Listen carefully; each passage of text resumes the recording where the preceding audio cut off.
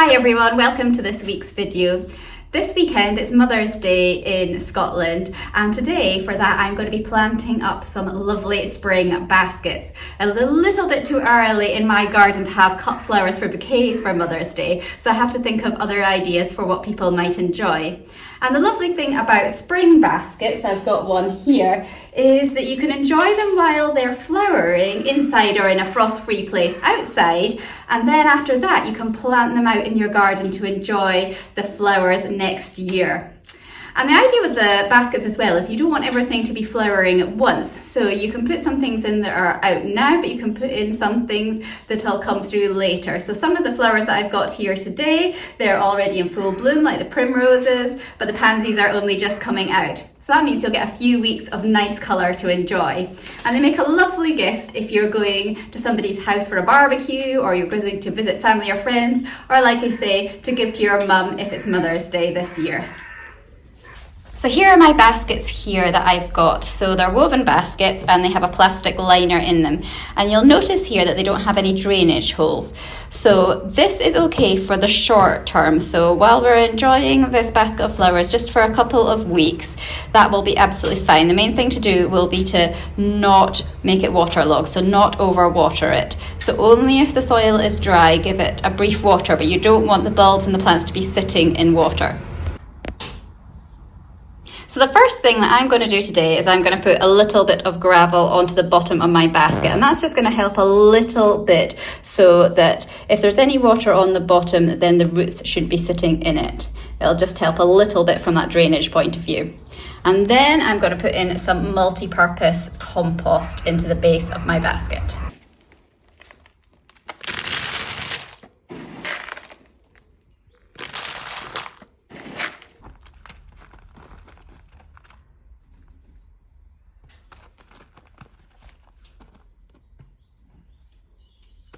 Now that I've got a base of gravel in my basket and I've got some multi-purpose compost as a layer in there too, I'm going to add my first plant, which is a primrose.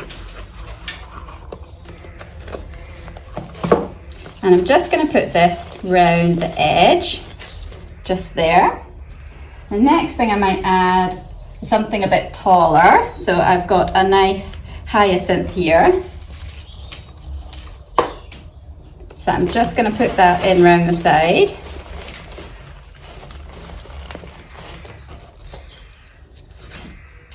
And I might put in a second hyacinth as well beside it.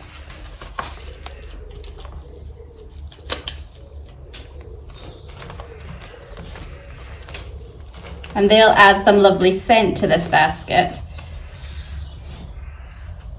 And then in the middle, I think I might put some nice crocuses that we've got here.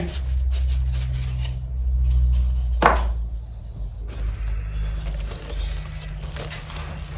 just make room for them to sit in there nicely.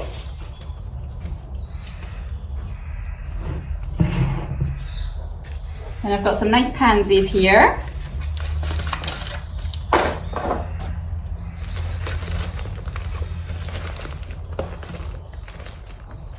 It's just putting things in together to look pretty. And I might put another primrose just down the front.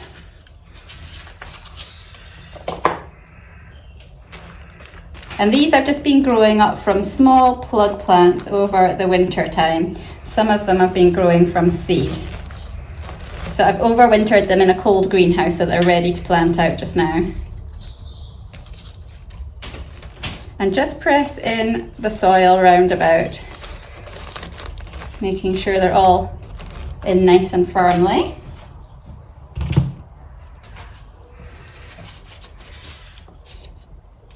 Got some nice Russian snowdrop here, which I'll just tuck into this corner by this primrose. So depending on the size of your basket, it'll depend how many flowers you can fit comfortably in.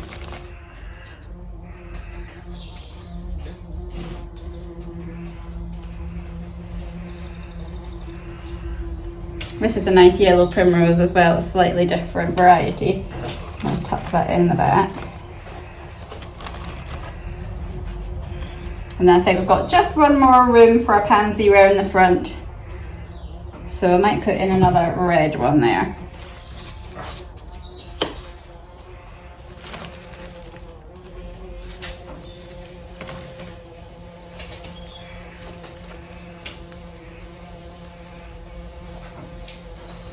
Now there might be some gaps in here with some compost that you might need to fill in, so I can see around there that I just need to put some compost around that hyacinth.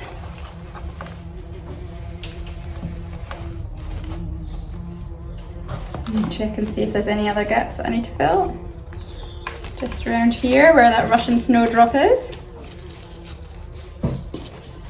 And I'll check around the back with the primrose. There we go. That's our basket all planted up now, and it's looking gorgeous. It's got those lovely primroses in it, it's got the crocuses, the hyacinths, the Russian snowdrops, lots of lovely things for people to enjoy. But what do you need to do to look after it now that you've planted it up before you give it as a gift, or some care advice to give the person that you are going to take it to? Well, what you want to do is you want to give it a little bit of a water. So nothing too much. So get your watering can and just give it a small water, just enough to soak the roots, but not enough so that they're sitting in water. And then when you want to give it to someone, you want to keep it in a frost-free place so they can have it outside if it was in a nice sheltered spot and it wasn't too cold at night, or they can have it inside, but make sure not near any fruit bowls or any really strong heat sources, so away from the radiators and things, just to keep it looking fresh for as long as possible. So some of these plants, they'll just flower the once, like the hyacinth. Once it's done, it's done. And you can just sniff out the faded flower. But things like your pansies will produce more flowers, the primrose will produce more flowers. So when some of the blooms have faded, you can just snip them off with your fingers, and that'll encourage more blooms to come through, and it'll keep your basket looking nice and fresh as well. Thanks very much for watching today's video. I hope you enjoyed finding out about how I plant up a spring basket. It's a great project to do, especially if you want to take something nice and a little bit different to someone you're visiting in the next few weeks. And you can get plants relatively easily. You can get them down your local garden centres, hardware shops at this time of year. So you should be able to find lots of things that you can plant up your baskets with. So what I thought I would do next week is I thought that I would answer some of your questions from March. So you've asked me some great things. You've been sending me emails and getting in touch via Facebook and Instagram and in the comments section. And I thought I'd put a few of those together and see if I can answer some of your best questions. So we'll look at things like ranunculus, sweet peas, the greenhouses, things like that have been coming up.